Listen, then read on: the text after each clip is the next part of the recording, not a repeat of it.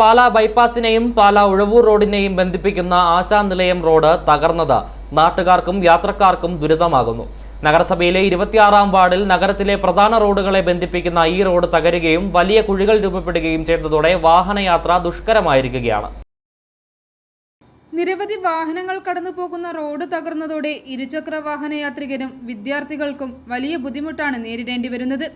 മഴക്കാലത്ത് കുഴികളിൽ വെള്ളം കെട്ടിക്കിടക്കുന്നതോടെ റോഡിന്റെ അവസ്ഥ മനസ്സിലാക്കാൻ കഴിയാതെ ഇരുചക്ര വാഹനങ്ങൾ അപകടത്തിൽപ്പെടുന്നതും പതിവാകുകയാണ്.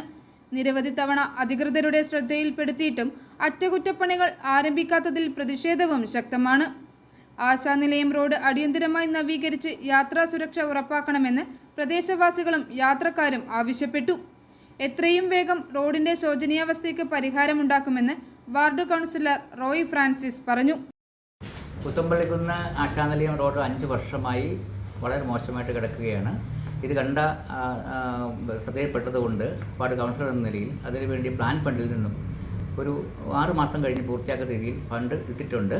ഒപ്പം തന്നെ നമ്മുടെ പാലാ നഗരവുമായി ബന്ധപ്പെട്ട് വെള്ളപ്പൊക്ക കാലത്ത് ഏറ്റവും കൂടുതൽ ആൾക്കാർക്ക് ഉപയോഗപ്രദമായ രീതിയിൽ ഈ റോഡ് ഉയർത്തി ഒരു ഉഴവൂർ റോഡിൽ നിന്നും അല്ലെങ്കിൽ രാമപുരം റോഡിൽ നിന്നും പുത്തമ്പള്ളിക്കുന്ന് ബൈപ്പാസിലേക്കുള്ള നല്ല ഒരു റോഡ് ഉയർത്തിയ ശേഷം അതിനെ എല്ലാവർക്കും വെള്ളപ്പൊക്ക കാലത്ത് ഉപയോഗിക്കാത്ത രീതിയിൽ അത് വഴി പൂർത്തിയാക്കുന്ന നടപടികൾ ആരംഭിച്ചിട്ടുണ്ട്. i4 news Pala.